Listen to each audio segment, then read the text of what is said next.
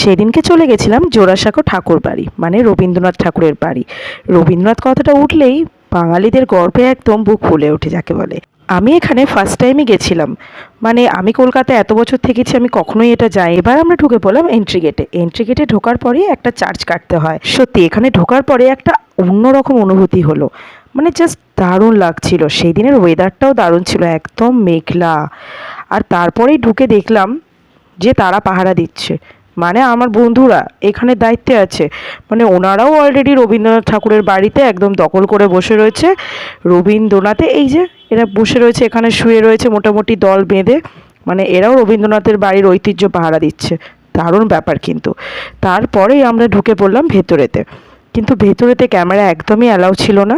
সেই কারণের জন্য কোনো রকম ক্যামেরা করতে পারিনি।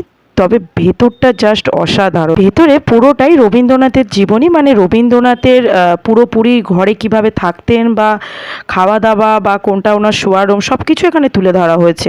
মানে এত পুরনো দিনের বাড়ি এত সুন্দরভাবে রিনোভেট করেছে, মানে বলার মতন নয়। জায়গাটা হচ্ছে ফটোশ্যুটের জায়গা, মানে এইখানে মাঝের মধ্যে শ্যুটিংও হয়, মানে সিরিয়ালের শ্যুটিং, মুভি শ্যুটিং সব কিছু হয় মোটামুটি, তার উপর ফটোশ্যুটও হয়। হ্যাঁ, এটার জন্য আলাদা চার্জ লাগে, কোনো রকম মুভি বা শ্যুট কিছু করতে গেলে চার্জ লাগে সেটা।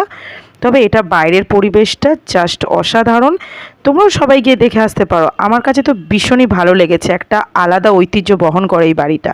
আর ভীষণ পুরনো দিনের বাড়ি, ভীষণভাবে সিকিউরিটি গার্ড ভীষণভাবে যত্ন করে রেখেছে রবীন্দ্রনাথ ঠাকুরের বাড়িটাকে।